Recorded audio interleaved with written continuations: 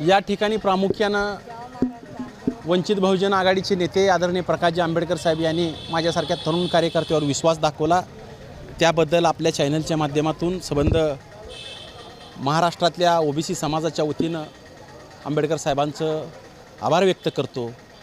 आणि माढा मतदारसंघातले प्रामुख्यानं मुद्दे तरुणांच्या हाताला काम नाही, शेतकऱ्याच्या जो माल आहे त्याला भाव व्यवस्थित मिळत नाही, शेतकऱ्याच्या वजन काट्याचा प्रश्न या ठिकाणी या मतदारसंघामध्ये आहे, पाण्याचा प्रश्न या ठिकाणी आहे, महिलांच्या हाताला काम या ठिकाणी नाही, तरुण मुलं लग्नाचं वय झालेलं असताना देखील मुलगी मिळत नाही, ज्या वयात लग्न करायचं आहे त्या वयात तरुणांची लग्न होई नाहीत, 30 वर्षे उलटून गेलं, 35 वर्षे उलटून गेलं, 40 वर्ष होत आली देखील तरुणांची लग्न होत नाहीत।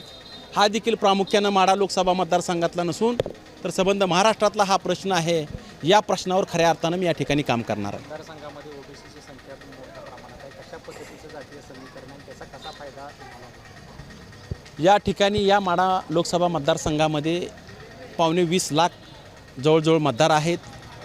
त्यामध्ये प्रामुख्यानं SC समाज 2 विधानसभा मतदारसंघ SCचे आहेत, 1 विधानसभा मतदारसंघ माळशिरस, दुसरा विधानसभा मतदारसंघ फलटण।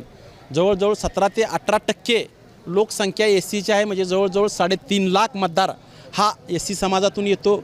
माळी समाजाचा 2.5 लाख मतदार आहे, मायक्रो OBC 2.5 लाख आहे, मुस्लिम समाज 1.5 लाख आहे आणि धनगर समाज जवळजवळ 4.5 लाख धनगर समाजाचं या ठिकाणी मतदान आहे। ओपनचं मतदान 5 लाखाच्या पुढं आहे।